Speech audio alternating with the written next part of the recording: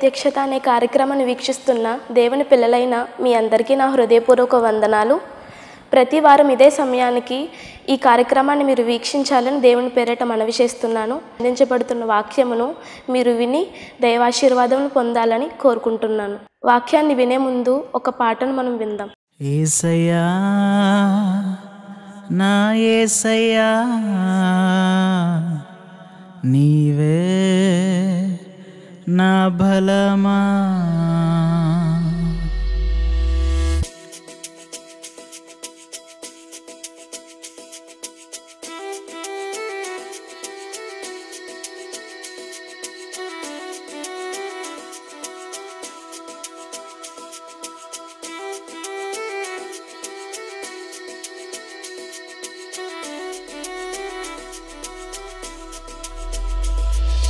యేసయ్యా నా యేసయ్యా నీవే నా బలమా, యేసయ్యా నా యేసయ్యా నీవే నా ధ్వజమా, నా కొండ కోట నా అండదండ, నా రక్షణ దుర్గమా నా శైలమా, నా కొండ కోట నా అండదండ, నా రక్షణ దుర్గమా నా శైలమా.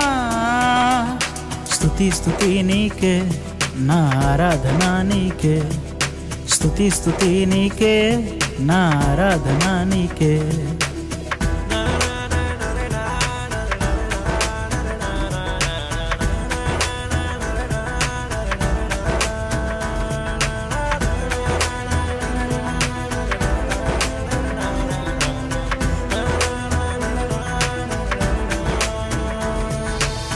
దానియేలుతో సింహపు బోనులో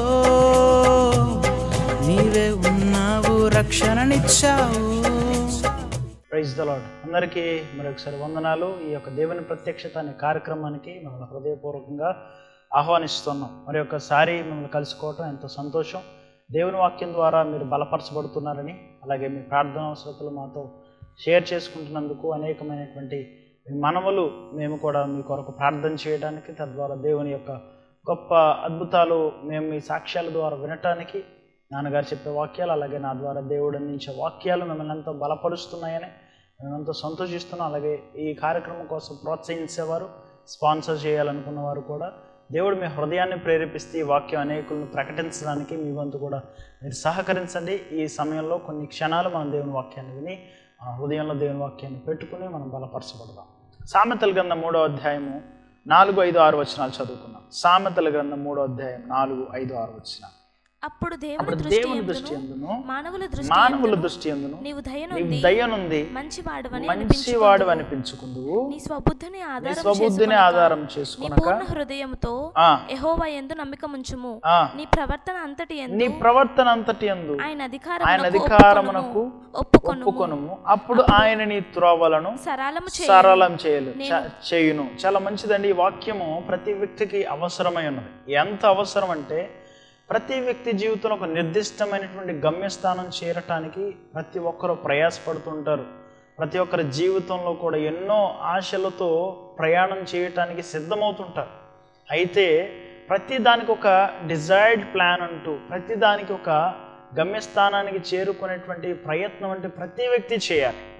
కానీ దేవుడు ప్రతి ఒక్కరి లైఫ్ని డిజైన్ చేసి పెట్టాడు. ప్రతి వారి ఉద్దేశాలు కూడా దేవుని జ్ఞానంతో అనుసరించు నడిపించబడతాయి. కానీ జ్ఞాని అయిన సొలొమోను రాసినటువంటి సామెతలలో తన యొక్క తల్లి చెప్తున్నటువంటి ఉపదేశంలో ఏమనేనంటే, దేవుని యొక్క మాటలను వివరిస్తూ ఏమని చెప్తుంది అంటే, అప్పుడు దేవుని దృష్టి యందును మానవుల దృష్టి యందును దయనుంది మంచివాడు అనిపించుకుందువు, అయితే నీ పూర్ణ హృదయముతో నీ స్వబుద్ధిని ఆధారం చేసుకొనక. అంటే ప్రతి వ్యక్తికి వాని బుద్ధి వానికి వివేచన తీసుకొస్తుంది అన్న ఆలోచన చాలామందికి ఉంటుంది.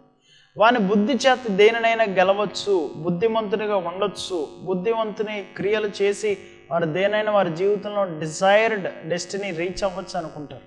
కానీ ప్రతి వ్యక్తి యొక్క జీవితంలో వాని బుద్ధి ఎలాంటిదంటే, స్వబుద్ధి ఎలాంటిదంటే బుద్ధిహీనతను పోలి ఉంటుంది. స్వబుద్ధి ఎలాంటిదంటే తన సొంత ప్రయోజనానికి ఆలోచించుకునేదిగా ఉంటుంది. బుద్ధిహీనత ఇప్పుడు చెడుతనానికి ప్రోత్సహించేదిగా ఉంటుంది. కానీ దేవుని యొక్క వాక్యం సెలవిస్తుంది కదా, దేవుని యందు ఎప్పుడైతే మన యొక్క స్వబుద్ధిని ఆధారం చేసుకోమో అప్పుడు మనకి దేవుడిచ్చేటువంటి ఆ గొప్ప ధైర్యము కానీ ఆ యొక్క జ్ఞానము కాదు దేవుడు ఇవ్వగలుగుతాడు. అందుకే ఆ యొక్క మాటలో కనబడుతుంది కదా, నీ స్వబుద్ధిని ఆధారం చేసుకొనక నీ పూర్ణ హృదయముతో యెహోవా యందు ఏం చేయాలట, నమ్మిక ఉంచుకోవాలి. ఎందుకు మన స్వబుద్ధిని ఆధారం చేసుకోకూడదంటే, మన స్వబుద్ధి ఎలాంటిది అంటే మన స్వబుద్ధి చెడుతనాన్ని ప్రోత్సహిస్తుంది. మన స్వబుద్ధి ఇతరులకు క్షేమబుద్ధిని కలుగు చేయక మనకు మనమే సొంత ఆలోచనల చేత మనమే తృప్తి పొందుకునే జీవితం కలిగిన వారిగా మనకు మనమే ఒక సొంత సెల్ఫ్ సాటిస్ఫైడ్ ఫీలింగ్లో ఉండేటువంటి జీవితాలు చాలా ఉంటాయి. అంటే ఇతరులకు హాని చేసైనా మనం గొప్పవారం అనిపించుకోవాలి, ఎలాగైనా గెలవాలి, ఎలాగైనా సరే మన ఆలోచనలు ఎప్పుడు ఎలా ఉంటాయంటే చెడుతనానికి తెలియకుండా ప్రోత్సహించబడిపోతుంటాం. ఈ రోజున లోకం కూడా అలాంటిదే. ఒకడు మేలు పొందుకోవాలంటే అవతలనైనా తొక్కి పైకి రావాలన్న ఆలోచనలు ఉంటాయి. కానీ దేవునిని ఎప్పుడైతే నమ్మిక ఉంచుతామో, మన స్వబుద్ధిని ఎప్పుడు ఆధారం చేసుకోకుండా మన ఆలోచనలు దేవుడిచ్చే జ్ఞానంతో నడిపించబడాలి అనుకుంటామో, మన జ్ఞానము మనకు కాదు కానీ మన జ్ఞానము వల్ల మనం పైకి లేవబడాలనే ఉద్దేశం కాదు. కానీ మన బుద్ధి ఎప్పుడు కూడా మంచి బుద్ధిని, అంటే స్వబుద్ధి కాదు కానీ సుబుద్ధిని కలిగినటువంటి జీవితంగా దేవుని యొక్క లేఖనం ప్రోత్సహిస్తుంది. నీ స్వబుద్ధిని ఆధారం చేసుకోవద్దు కానీ నీ పూర్ణ హృదయంతో యెహోవా యందు నమ్మిక ఉంచుము, నీ ప్రవర్తన అంతటి యందు ఆయన అధికారమునకు ఒప్పుకొను. అప్పుడు ఏమవుతుందట, నీ త్రోవలను ఎవరు సరళం చేస్తారు? ఆయన సరళం చేస్తాడు. కొన్నిసార్లు మన ముందు ఎంత జ్ఞానంతో ముందుకెళ్ళినా, ఎంత చదువుకున్నా, ఎంత పరితాపం పొందినా, ఎంత రాత్రి పగళ్ళు మనం శ్రమ పడినా ఆ శ్రమ ఎలాంటిది అవుతుందంటే బూడిదలో పోసిన పన్నీరు అయిపోతూ ఉంటుంది.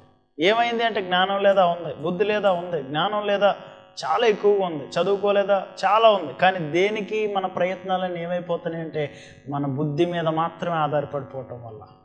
కానీ దేవుడు సర్వజ్ఞాని గనుక ఆయన నమ్మిక ఉంచినప్పుడు మనకు తెలియని గొప్ప రహస్యమైనటువంటి గొప్ప విజయానికి ఉద్దేశించేటువంటి కార్యములు ఆయన చేయగలుగుతాడు.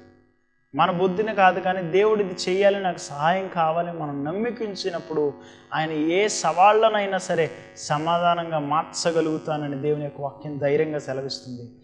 నీ ప్రవర్తన అంతటి యందు ఆయన అధికారమునకు ఒప్పుకొనుము, అప్పుడు ఆయన నీ త్రోవలను ఏం చేస్తాడట, సరళం చేస్తాడు. మన బుద్ధి అయితే ఏం చేస్తాడంటే చెడుతనముగా మార్చబడుతుంది. సొంత ఆలోచనలు ఎప్పుడూ కూడా సొంత ఉద్దేశాలతో పోరాడుతూ తనకే లాభప్రాయమయ్యేటువంటి జీవితంగా వ్యసనాలతో కూడి నింపబడిపోయేదిగా ఉంటుంది. చిన్న కుమారుడి జీవితంలో ఎలాంటి ఆలోచనలు గెలిపాడంటే స్వబుద్ధిని ఆధారం చేసుకున్నాడు. ఎలాంటి ఆధారం అంటే డబ్బు నా తండ్రి నుండి సంపాదించుకుని దూర ప్రాంతం వెళ్ళిపోయి ధనాన్ని సంపాదించాలనుకున్నాడు. సంపాదించుకోవాలనుకోవడం ఉద్దేశం మంచిదే, అయితే తన సొంత ఆలోచనలు ఏవైతే ఉన్నాయో తన వరకే ప్రయోజనకరమయ్యి ఉన్నవి, తన వరకే పరిమితి అయ్యి ఉన్నాయి, తన వరకే గొప్పగా ఉన్నతమైన వాడిగా వెళ్ళిపోవాలనుకున్నాడు. కానీ ఎంత దురాశకి వెళ్ళిపోయాడంటే, దురాశ పేరాశ ఎప్పుడూ కూడా ఎలాంటిదిగా ఉంటుందంటే మన జీవితాలను పాడు చేసేదిగానే ఉంటుంది. కానీ దేవుని యందు నమ్మికించు అనే జీవితంలో ఉండేటువంటి ఆశ మాత్రం దేవుడే నెరవేరుస్తాడు. దేవుని నామానికి మహిమ కలుగును గాక. హల్లెలూయా. ఇక్కడ అంటున్నాడు కదా, స్వబుద్ధిని ఆధారం చేసుకోవద్దు. కానీ చిన్న కుమారుడైతే తన తండ్రి ఇంట నుండి వెళ్ళిపోయాడు ఏదో సంపాదిద్దామని. తన తండ్రి ఆస్తిని పట్టుకుని వెళ్ళిపోయాడు, 2 3 చేసి గొప్పవాడిని అయిపోదామని కాదు. అక్కడికి వెళ్ళి ఏం చేశాడంటే కనీసం తన తినటానికి కూడా ఆహారం లేని పరిస్థితి. పందులు తినే పుట్టును తిని బ్రతుకుదాం అనుకున్నాడు. కానీ తన బుద్ధి అంతా ఏమైపోయిందంటే శూన్యం అయిపోయింది. నేను అంటాను కదా, మన బుద్ధి బుద్ధిహీనతగా మారక మునిపే, మన స్వబుద్ధి నీచమైన కార్యములకు నడిపించక మునిపే మన స్వబుద్ధిని కాదు కానీ దేవుని యందు నమ్మిక ఉంచితే, దేవుని అధికారానికి ఒప్పుకుంటే, దేవుడు చేయాలన్న ఉద్దేశాలకు మనం చోటిచ్చినప్పుడు మన కార్యాలను మన త్రోవలను సరళం దేవుడు చేస్తాడట. దేవుని నామానికి మహిమ కలుగునుగాక. అయితే మన బుద్ధి ఎలాంటిది అంటే బుద్ధిహీనతగా ఉంటుంది. ఒకసారి చూద్దాం, అదే సామెతల గ్రంథంలో 28వ అధ్యాయము 26వ వచనంలో ఈ విధంగా లేఖనం సెలవిస్తుంది. సామెతలు 28:26. తన మనస్సును నమ్ముకునేవాడు బుద్ధిహీనుడు. ఎవరట? మనస్సును నమ్ముకుంటే ఏమైపోతామట? బుద్ధిహీనతగా వెళ్ళిపోతుంది. అంటే తన మనసు ఎప్పుడు ఏం చేస్తుంది? అక్కడికి వెళ్ళి ఇక్కడికి వెళ్ళి ఘోరమైనటువంటి వ్యసనం కలిగింది హృదయం. ఎప్పుడు కూడా దేవుని లేఖనం సెలవుస్తుంది, హృదయం అన్నిటికంటే మోసకరమైనది, ఘోరమైన వ్యాధి కల. మన మనస్సు మాట మనం వింటే ఒక్కొక్కసారి మంచి కొంతవరకు జరగచ్చేమో, కానీ మనల్ని డిజైన్ చేసిన వాని ఆలోచనలు మనకు తెలిస్తే సమస్తము దేవునికి మనం అప్పగిస్తాం. మన ప్రవర్తన అంతటిలో దేవుని అధికారానికి, ప్రభువా ఇది నా వల్ల కాదు, నా ప్రయత్నాలన్నిటిలో కంటే నా ప్రయత్నానికి నీ సహాయము తోడై ఉంటే, నా బుద్ధి కాదు ప్రభా, నా ఆలోచన కాదు ప్రభా, నీ సహాయం నాకు కావాలి, నా ప్రవర్తనకి నీ అధికారానికి ఒప్పుకుంటున్నాడు, నా త్రోవలను సరళం చేయమని ఎప్పుడైతే ప్రార్థన చేస్తామో, ఎప్పుడైతే దేవుని యందు నమ్మిక ఉంచుతామో, దేవుడట మన త్రోవలను ఏం చేస్తాడట, సరళం చేస్తాడు. అపాయాల మీదకి వచ్చిన అపాయంలో కూడా అపాయంనిచ్చి దేవుడు నిలబెట్టగలుగుతాడు. ఎప్పుడు అంటే మన పూర్ణ హృదయము స్వబుద్ధిని కాదు కానీ సుబుద్ధి, అంటే మంచి బుద్ధిని కలిగిన జీవితం. సుబుద్ధిని సంపాదించుకోవడానికి ప్రయత్నం చేయాలి. వెండి కాదు కానీ, బంగారం కాదు కానీ, మంచి పేరును, మంచి ఉన్నతమైనటువంటి విలువైనటువంటి జీవితం కావాలంటే మొదట మన బుద్ధి, మన ఆలోచన, మన జ్ఞానము దానికి ఏమాత్రం కూడా సాటి రావు. అదే 7వ వచనం 3వ అధ్యాయం 7వ వచనంలో కూడా అంటున్నారు కదా, నేను జ్ఞానిని కదా అని నువ్వు అనుకోదు. జ్ఞానం ఉంటే ఉండొచ్చు, కానీ నువ్వు అలా అనుకోవడానికి ఏమాత్రం అసలు ఉద్దేశమే నీలో ఉండకూడదు. ఎందుకంటే ఒకని గర్వము ఏం చేస్తుందో తెలుసా, వాని నాశనానికి నడిపిస్తుంది. వాని స్వబుద్ధి ఏం చేస్తుందో తెలుసా, బుద్ధిహీనతలోనికి నడిపిస్తుంది. వాని ఆలోచనలు ఏం చేస్తాయి తెలుసా, దేవుని నమ్ముకొనకుండా సొంత ఆలోచనల చేత నింపబడిపోయి సొంత ఉద్దేశాల కోసం పరిగెట్టేలా చేస్తాయి. కానీ యెహోవాను యందు నమ్మికించిన వాడు, దేవుడు మనకు మార్గమును బోధిస్తాడు అన్న ఆలోచన మనకు వచ్చినప్పుడు మనం క్షేమముగా ఉంటాం, మన దేశంలో సురక్షితముగా ఉంటాం. కీడు వచ్చనన్న భయం లేక దేవుని ఉపదేశం అంగీకరించేవాడు కీడు వచ్చనన్న భయం లేక సురక్షితముగా నివసించునని దేవుని లేఖనము సెలవిస్తుంది. దేవుడు అంటాడు కదా, నీవు నడవవలసిన మార్గమును నేను నీకు బోధించదను. ఎప్పుడు బోధిస్తాడు? when we submit our life to God completely. దేవునికి, ప్రభువా నా ఆలోచనలు ఎలాంటివిగా ఉన్నాయి, కానీ నీ ఆలోచనలు నా తలంపుల కంటే ఉన్నతమైనవయ్యా. దేవా నా మీద నీకేదో ప్రణాళిక ఉన్నది, ఆ ప్రణాళికను బట్టి ప్రభువా నన్ను నడిపించు అని నీ చేతులకు నీవు నీ ప్రవర్తనకు, నీ అధికారమును దేవునికి నువ్వు అప్పగించుకున్నప్పుడు దేవుడు అద్భుతాలు చేస్తాడు. దావీదు కూడా యుద్ధమునికి వెళ్ళేటప్పుడు కూడా ప్రతి విషయం యందు దేవుని యొక్క ఆలోచనను అడిగేవాడు, చిత్తమును అడిగేవాడు. ప్రభు ఇది వెళ్ళాలా వద్దు, ఎందుకంటే మనం వెళ్ళాలనుకుని వెళ్ళిపోతే మనం గెలవలేమేమో, మనం చేయాలనుకుని చేసేస్తే అవ్వదేమో. కానీ ప్రతి దానికి మన ఆలోచనకు సాటి అయిన ఆలోచన కావాలి. ఒక్కొక్కసారి పరిస్థితులన్నీ తారుమారైపోయినప్పుడు ఒక రోజున రాజైనటువంటి హిజ్కియా అంటాడు కదా, వారికున్న బలము కంటే మనకి ఎక్కువైన బలమే దేవుడు మనకిస్తాడు. ఎందుకంటే కొన్నిసార్లు సైన్యాన్ని జయించడానికి బలము చాలని వేళల్లో వారు దేవుని ఆశ్రయించినప్పుడు వారి అధికారం ముందు దేవుని యొక్క అధికారానికి, వారి ప్రవర్తనకు ముందు దేవుని యొక్క అధికారానికి ఒప్పుకున్నప్పుడు దేవుడు అద్భుతాలు చేసినట్లుగా దేవుని యొక్క లేఖనం సెలవిస్తూ ఉంది. ఫరో పంపించకుండా ఇశ్రాయేలుని బందీలుగా చేసినప్పుడు మోషే దేవుని పాదాల దగ్గరికి వెళ్ళి అడిగినప్పుడు, నేను నీకు తోడై ఉన్నాను, వెళ్ళు, నేను నీకు ఫరోకు దేవుడిగా చేస్తాను. వాని అధికారానికి ముందు నేను నీకు తోడై ఉంటాను, నేను నడిపిస్తాను. పగలు మేఘస్తంభముగా, రాత్రి అగ్నిస్తంభముగా నేను నీకు తోడుంటాను, నా సన్నిధి నీకు ఉంటుంది. ఎందుకంటే అంత బలమైన దేవుడు మనకున్నప్పుడు ఏ శత్రువు మనల్ని ఏం చేయలేడు. ఫరో కూడా వెనకాల వచ్చాడు, ఫరో సైన్యం వెనకాల వచ్చింది, కానీ సముద్రమును వేళ్ళు దాటారు, కానీ అదే సముద్రములో శత్రువులు పడి మునిగి చచ్చిపోయారు. నీ జీవితంలో నీ బలాన్ని నమ్ముకుంటే నువ్వు నీ మార్గాన్ని సరళం చేయలేవు. కొంతమేర నువ్వు ప్రయత్నించవచ్చు, కొంతమేర నువ్వు నడవచ్చు, కొంతమేర నువ్వు సక్సీడ్ అవే ఛాన్సెస్ ఉండొచ్చు. But there is no 100% success ability. God is only your ability to provide everything in your life to certain cases. ప్రతి విషయంలో దేవుని అధికారానికి ఒప్పుకుంటే నీకు సర్వాధికారి అయిన దేవుడు సహాయం చేయగలుగుతాడు. ఆయన అద్భుతాలు చేసి నీ ముందు నీ శక్తిని, నీ యొక్క గొప్పతనాన్ని చాటించగలుగుతాడు. When we submit our plans to God, ఎప్పుడైతే మనం దేవుని అధికారానికి ఒప్పుకుంటామో మనకు దేవుడు గొప్ప సహాయం చేస్తాడు. యెషయా గ్రంథం 48వ అధ్యాయంలో 17వ వచనంలో దేవుడి విధంగా మాట్లాడుతున్నాడు నీతో నాతో. యెషయా గ్రంథము 48వ అధ్యాయము 17వ వచనంలో ఈ విధంగా రాయబడి ఉంది, నీ విమోచకుడును ఇశ్రాయేలు పరిశుద్ధ దేవుడును యెహోవా ఇలాగు సెలవిచ్చుచున్నాడు, నీకు ప్రయోజనం కలుగునట్లు నీ దేవుడనైన యెహోవానగు నేనే నీకు ఉపదేశమును చేసి ఏం చేస్తాను? ఉపదేశం చేస్తాను, నా మాట విను. నీ సొంత ఆలోచనలో పడిపోయి కూలిపోవద్దు, సొంత తప్పిపోయిన కుమారుడిలాగా. నీ ఉద్దేశాలు నేడే సఫలం అవ్వాలంటే నేను నీకు ఉపదేశం చేస్తాను, ఉపదేశాన్ని విను. నీకు మార్గాన్ని బోధిస్తాను, ఆ మార్గాన్ని క్యాచ్ చేయి. మరణాన్ని జీవాన్ని పెడుతున్నాను, నేను చెప్పినట్లు నువ్వు చేసావా, నీవు దేశం యొక్క ఉన్నతమైన శిఖరాలకి నిలబెడతాను.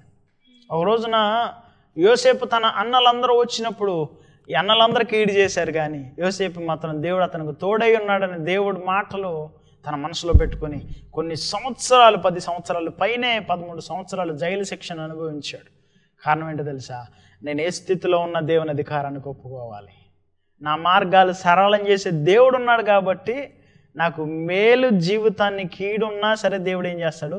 మేలుగానే మారుస్తాడు అంటాడు. యోసేపు అంటాడు, ఈ నాశనాన్ని, ఈ కీడును దేవుడు నాకు మేలుగానే మార్చాడు. ఎంత అద్భుతమైన సాక్ష్యం అండి. ఎప్పుడైతే నువ్వు దేవుని నమ్ముకుంటావో, ఎప్పుడైతే నీ మార్గాల్లో దేవునికి సబ్మిట్ చేస్తావో, ఎప్పుడైతే దేవుని ఉపదేశాన్ని వింటావో, నీ దేవుడు నీ ఎదురుగా ఉన్న ప్రతి మెట్టలను తత్తరిల్లిపోయినట్లు చేసే దేవుడు. నీ ఎదురుగా అడ్డుగా ఉన్నటువంటి ఇనుప గడియలను, ఎత్తడి తలుపులను పగలగొట్టి నీ ముందు దేవుడు నిన్ను నాటుతాడు. నీవు పెళ్ళగించని వాటిని నీ మనసు ద్వారా దేవుడు పెళ్ళగించి చూపించగలుగుతాడు. జయించలేని గొప్ప విజయం నీ విశ్వాసం నందు దేవుడు కృప చూపించి నీకు అనుగ్రహిస్తాడు. ఎప్పుడో తెలుసా? నేను జ్ఞానిని అని అనుకోనప్పుడు, నీ బుద్ధి నిన్ను కాపాడుతుంది అనుకోనప్పుడు, నా బుద్ధి నాకు బలం అనుకోనప్పుడు దేవుడు నాకు సహాయం చేయగలడో, నాకు జ్ఞానము దేవుడు ఇవ్వాలి. యెహోవా యందు భయభక్తులు కలిగి ఉంటే జ్ఞానమునకు మూలమైన దేవుని లేఖనం సెలవిస్తుంది. నేనేం చేస్తాను? నీకు మార్గాన్ని బోధిస్తాను, నీకు ప్రయోజనం అవుతుంది. నేను నీకు హానికరమైన ఉద్దేశములు కాదు, నీకు మేలుకరమైన ఉద్దేశమే నేను కలిగి ఉన్నాను. What's God plan in your life? నీ లైఫ్లో గాడ్స్ ప్లాన్ నీలో ఇంప్లిమెంట్ అవ్వాలంటే definitely we have to submit our lives to God. ఆయన నీ త్రోవలను సరళం చేసే దేవుడు. అంత మాత్రం కదా, ఇర్మియా గ్రంథం 10:23 మనం వశంలో ఉండేవాళ్ళం కాదు. ఒక క్షణం ఒకలా ఆలోచిస్తాం, ఒక క్షణం ఇంకోలా ఆలోచిస్తాం. మనకు ప్రయోజనకరంగా, మనకు ఇగోయిస్టిక్గా, లేకపోతే మనకు సొంత నిర్ణయాలు తీసుకునేవారుగా మనం ఉండాలనుకుంటాం, కానీ మనం మన వశంలోనే ఉండలేము. ఇర్మియా గ్రంథం 10:23 యెహోవా తమ మార్గము నేర్పరుచుకొనుట నరుల వశములో లేదనియు, మనుషులు తమ ప్రవర్తన యందు సన్మార్గమున ప్రవర్తించుట వారి వశములో లేదని. చక్కని మాట. ఈరోజు ప్రతి మనిషి తెలుసుకోవాల్సిన మాట ఏంటో తెలుసా? నేను మంచిగా కదా చేయాలనుకుంటున్నాను. కాదు. నువ్వు మంచి ఎలా చేయాలో దేవుడు చెప్తాడు కదా, నువ్వు ఎలా నడవాలో చెప్తాను అంటున్నాడు కదా. నువ్వు నడవలసిన మార్గము నేనేం చేస్తాను? బోధిస్తాను. నువ్వు నడిచే మార్గము భయంకరమైన పరిస్థితి ఉండొచ్చు, కానీ అద్భుతాలు చేసే దేవుడు నీకు వెలుగుగా ఉండి సహాయం చేస్తాడు. ఇక్కడ అంటున్నాడు కదా ఇర్మియాతో, యెహోవా తమ మార్గము నేర్పరచుకునుట నరుల వశములలో. ఏది చూస్ చేసుకోవాలో వాళ్ళకి తెలియదు అయ్యా. చాలామంది అటు వెళ్దాం అని వెళ్తూ ఉంటారు, కానీ they cannot finally desire to reach the destiny. గమ్యస్థానాన్ని చేరాలని ప్రయత్నిస్తారు, కానీ వారు చేరలేరట. వారు నేర్పరచుకున్నట నరుల వశములలో లేదనియు, మనుషులు తమ ప్రవర్తన యందు సన్మార్గమున ప్రవర్తించుట వారి వశములో లేదట. లేదు అనుకోవడం బాగానే అనుకుంటారు, కానీ దానిని నిర్వర్తించటంలో లోపం కనబడుతూ ఉంటుంది. బుద్ధిహీనత కనపడుతుంటుంది. బుద్ధిహీనత శూన్యమైపోతుంది, వారికి ఉన్న జ్ఞానం శూన్యమైపోతుంది, వారికి ఉన్నటువంటి బుద్ధి శూన్యమైపోతుంది. దేనివలన?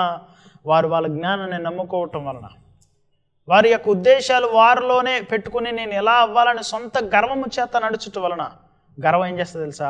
నాశనానికే నడిపిస్తుంది. కానీ నీతిమంతుల మార్గము యెహోవాకు తెలియను. ఒకవేళ మనం పడిపోయే పరిస్థితుల్లో ఉంటే మనం ఆనుకున్న దేవుడు ఉన్నాడు చూసారా? మన మనస్సు ఎవరి మీద ఆనుకుందో దేవుడు ఏం చేస్తాడట? వాడిని పూర్ణ శాంతి గలవానిగా చేస్తాడు. మనం దిగులు పడవలసిన అవసరం లేదు, ఎందుకంటే ఆయన అంటాడు నేను నిన్ను నడిపిస్తానని చెప్తాడు. ఆయన మన మార్గములు ఎప్పుడైతే దేవునికి అప్పగిస్తామో, మనం ఆయన ప్రవర్తన అంతటి యందు మన ప్రవర్తన ఎందు ఆయన అధికారానికి ఒప్పుకుంటామో, మన మనస్సు ఆయన మీద ఆనుకుంటుందో, ఆయన ఆలోచన కోసం ఎదురు చూస్తుందో, ఆయన ఉద్దేశాలు ఏంటో తెలుసుకోవాలనుకుంటుందో, మనల్ని దేవుడు ఏం చేస్తాడంటే ఉన్నతమైన వారిగా నిలబెడతాడు. యోసేపును నిలబెట్టినట్టు, అబ్రహామును నిలబెట్టినప్పుడు, దావీదును గొర్రెల దొడ్లలోనే విడిచిపెట్టలేదు ఎప్పుడు దేవుడు. తన యొక్క ప్రజలను పాలించు రాజుగా దేవుడు చూశాడు. ఎప్పుడో తెలుసా? తన దేవుడే తనకు బలం అనుకున్నప్పుడు, తన దేవుడే తనకు కేడం అనుకున్నప్పుడు, తన దేవుడే తనకు సహాయం అని తలంచినప్పుడు దేవుడు ఏది చెయ్యాలో అది ఖచ్చితంగా నీ జీవితంలో నెరవేరుస్తాడు. ఈరోజున ప్రియమైనటువంటి బిడ్డలందరూ కూడా ఈరోజున దేవుడు నేను నాటే ఒక గొప్ప కృపను దేవుడి మీద నీ మీద కలిగి ఉన్నాడు. ఈ రోజున నీవు దేవుని ఎదుట ఆయన నమ్మకత్వానికి నువ్వు లోబడి ఉన్నప్పుడు, ఆయన అధికారానికి నీ ప్రవర్తన అంతటి అందు నువ్వు ఒప్పుకున్నప్పుడు, నువ్వు జ్ఞానిని కదా అని నీ బలం నీ సొంత బుద్ధి మీద ఆధారపడనప్పుడు, దేవుని మనస్సు మీద ఆనుకున్నప్పుడు నీ కార్యాలు నీ త్రోవలు సఫలం చేసే దేవుడు నీకున్నాను, నేను నీకు ప్రయోజనం చేస్తానని దేవుడు మాట్లాడుతున్నాడు. ఆఖరికి ఈ వచనం కూడా మనం చదువుకుందాం. ఇర్మియా గ్రంథం 17వ అధ్యాయము 7-8 వచనాలు. ఇర్మియా గ్రంథం 17వ అధ్యాయం 7-8 వచనాలు. యెహోవాను నమ్ముకున్నవాడు ధన్యుడు. ఎవరు ధన్యుడట? యెహోవాను నమ్ముకున్నవాడు ధన్యుడు. యెహోవానికి ఆశ్రయముగా ఉండును. వాడు జలముల యొద్ద నాటబడిన చెట్టు వలె ఉండును. అది కాలువల ఓరను దాని వేళ్ళు తన్నును, వెట్ట కలిగినను దానికి భయపడదు. దాని ఆకు పచ్చగా నుండును. వర్షము లేని సంవత్సరమున చింతనందు కాపు. అబ్బా, దేవుడు మనకు తోడై ఉన్నప్పుడు అండి, దేవుడు మనల్ని మనం దేవుని నమ్ముకున్నప్పుడట, మన మనసు దేవుని నమ్ముకున్నప్పుడట, మన యొక్క ఆలోచనలు కాదు కానీ దేవుని చిత్తం నా మీద ఉన్నది, నేను ఆయన నమ్ముకున్నాను, నా జీవితంలో త్రోవలను సరళం చేసి దేవుడు నాకు ఉన్నాడని నమ్మినప్పుడట వాడి జీవితం ఎలా ఉంటుందో తెలుసా? ఆయన అధికారానికి ఒప్పుకున్న జీవితం ఎలా ఉంటుందో తెలుసా? వారి యొక్క స్వబుద్ధిని ఆధారం చేసుకొనని జీవితం ఎలా ఉంటుందో తెలుసా? మరలా ఒకసారి చదువుదామా? 17వ అధ్యాయం 7వ వచనం ఇర్మియా గ్రంథం. యెహోవాను నమ్ముకున్నవాడు ధన్యుడు. యెహోవానికి ఆశ్రయముగా ఉండును. యెహోవానికి ఎలా ఉంటాడట? ఆశ్రయం. ఎప్పుడెప్పుడు ఆశ్రయం ఉంటాడు? ఆపత్కాలంలో ఆశ్రయం ఉంటాడు, శ్రమ దినం ఆశ్రయంగా ఉంటాడు. ఆయన రెక్కల చాటులో మనకి చోటునిచ్చే దేవుడై ఉన్నాడు, మనకు సహాయం చేస్తానని చెప్పేవాడు, భుజము తట్టి నడిపించే దేవుడై ఉన్నాడు. ఏ పరిస్థితులైనా నేను విడువనని చెప్పిన దేవుడు మనకు ఆశ్రయంగా ఉంటాడట. వాడు జలముల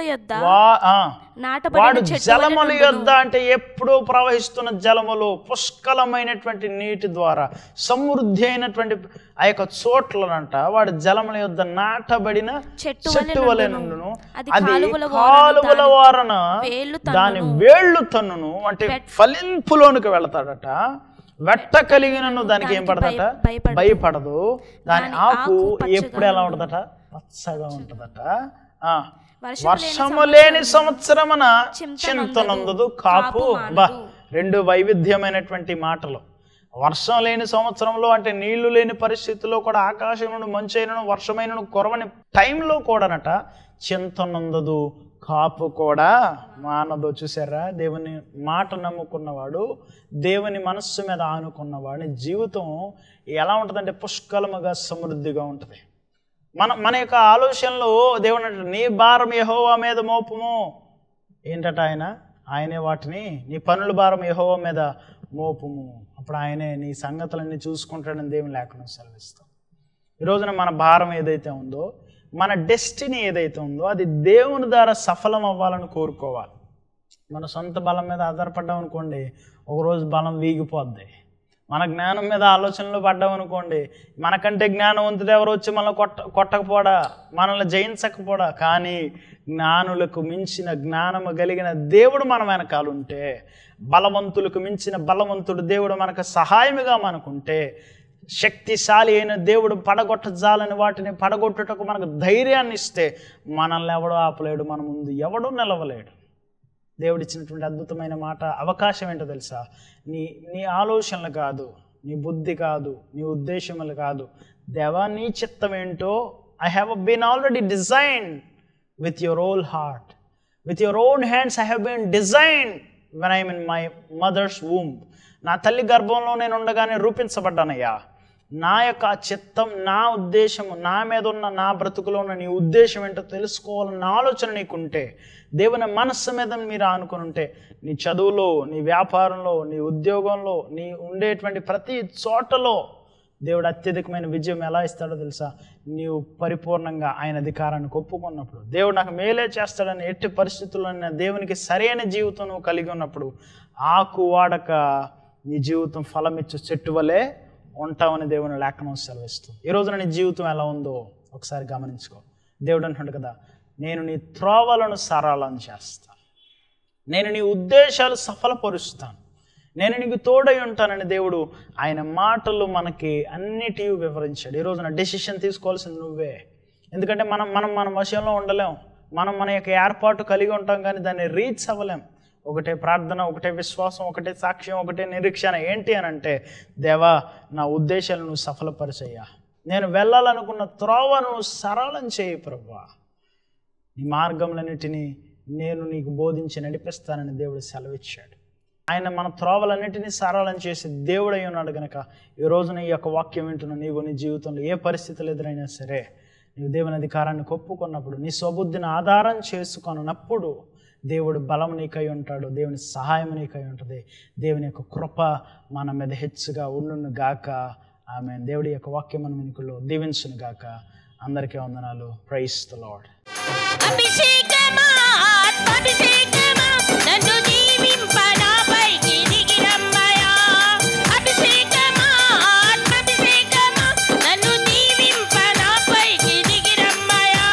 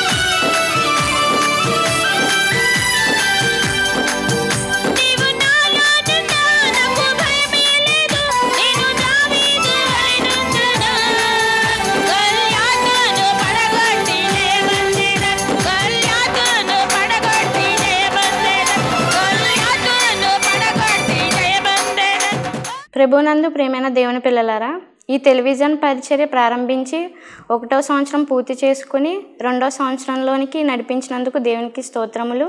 ఈ బ్లెస్సింగ్ టీవీ ఛానల్ ద్వారా దేవుని ప్రత్యక్షత అనే కార్యక్రమాన్ని వీక్షిస్తున్న మీ అందరికీ ధన్యవాదములు. ఈ కార్యక్రమంలో దైవజనులచే అందించబడిన వాక్యాన్ని విని మేము ఆశీర్వదించబడుతున్నాం అని మీరు చేసే ఫోన్ కాల్ని బట్టి మేము ఎంతగానో సంతోషిస్తున్నాము. ఈ భారభరితమైన పరిచర్యలో మీ వంతుగా మీరు కొద్దిపాటి సహాయాన్ని అందించుటకు మీ గుప్పిళ్ళు విప్పాలని కోరుతున్నాము. కనుక మీ కానుకలను ఫోన్పే ద్వారా పంపి ఆశీర్వదించబడాలని కోరుతున్నాము. దేవుడు మిమ్మల్ని దీవించును గాక. ఆమెన్. మా చిరునామా రెవరెండ్ డాక్టర్ కేజేఆర్ పోలరాజ్ గారు, new Jerusalem central church, Saidulpeta, Mendapeta, doctor BR Ambedkar, Konaseema district, Andhra Pradesh. మా సెల్ నంబర్స్ 9676497742 మరియు 9618277996.